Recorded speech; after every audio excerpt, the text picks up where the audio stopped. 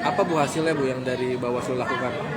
Ya, Bawaslu kan sebenarnya sudah mengawasi ya dari proses awal pemutahiran dari penyusunan daftar pemilih, lalu kemudian proses coklit, kemudian penyusunan DPS dan juga sampai dengan akhir yaitu DPS HP akhir ini pada tanggal 19 Juni tahun 2023. Memang ada 5.720 data dari total jumlah yang tidak memenuhi syarat di dalam DPS HP akhir ini.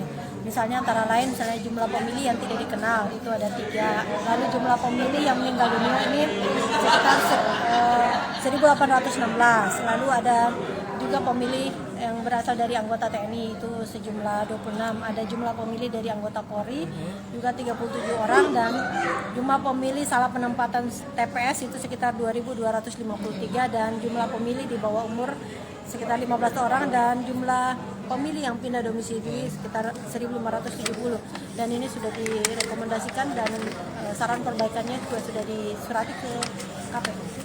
Kalau yang pindah salah TPS itu tuh gimana sih bukannya kalau kita kan belum tahu nih Bu bakal di TPS mana? Kan sebenarnya orang sudah tahu TPS-nya dia di mana. Misalnya kalau kita mau ngecek https:// cek di PT online itu udah ada ininya. Oh, udah ada kita TPS di mana gitu. Misalnya gini, saya sama satu keluarga itu, satu kakak, seharusnya itu nggak harus satu TPS. Nggak boleh di ini. Bisa TPS. Jadi dia salah penempatan karena harusnya nggak dipecah dalam satu kakak itu.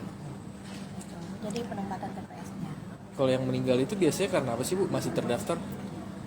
Ya karena misalnya tadi di KPU ini harus ada akte kematian.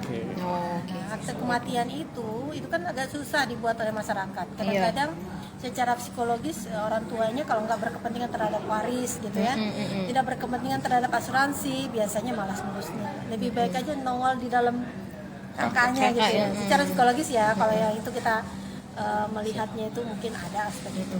Nah, tapi lebih banyak karena orang tidak memiliki banyak kepentingan.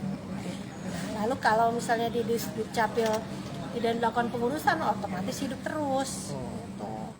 Maka ketika disampaikan ke ke KPU dalam bentuk DP4 tadi, maka dia tetap hidup dalam daftar pemilih.